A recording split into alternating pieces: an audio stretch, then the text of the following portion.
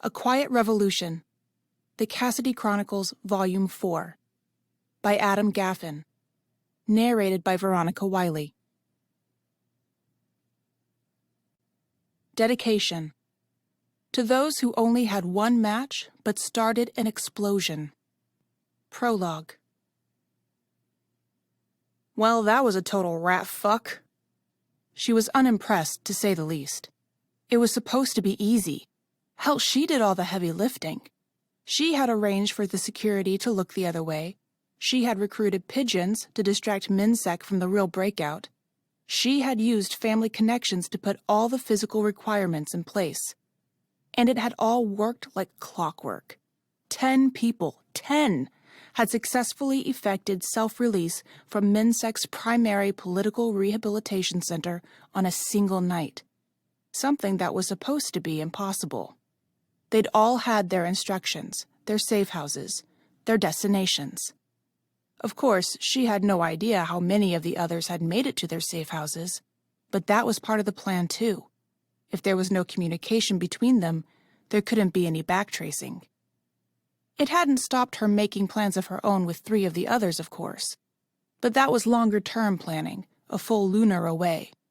By then, they'd either make the rendezvous or not. Her plans would work best with the people she'd chosen, but none of them were irreplaceable. She'd make do with others, with only a minor delay. Another day, though. According to her carefully worked-out plans, today she was to move from her safe house to a more permanent location. Where that was, she didn't know. But that was the point of compartmentalizing the information. What she didn't know, she couldn't tell. Something wasn't right, though.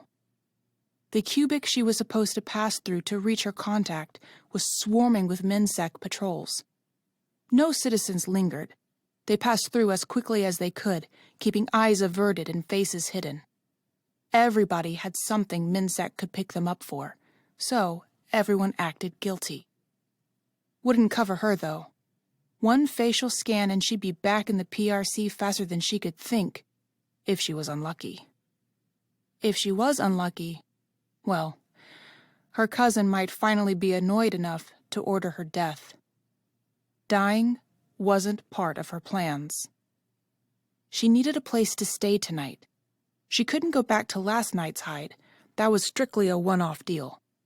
They wouldn't turn her in, but it would begin to establish a pattern of behavior, and patterns were to be avoided. There were rooms to rent, hotels and the like. Most of them required ID, though, and she couldn't do that. Not yet. That was further down her list of things to do, farther down her plan. The ones that didn't ask for ID, well, MinSec knew all about those places. Odds were good the desk clerk was a MinSec operative, and her face, along with the faces of everyone who checked in, would be in the files by morning. Nope. Not going to risk it. Only one thing for her, then. She had to break the rules and jump the chain. There was one place she knew, a restaurant which catered to tourists. It was close enough to the Undercity to have a rakish air, just enough of a whiff of danger to give them a thrill. The owner was connected to a family, but the manager was part of the resistance. She'd be able to help. Then Autumn could really start planning a future without her cousin, the Primus.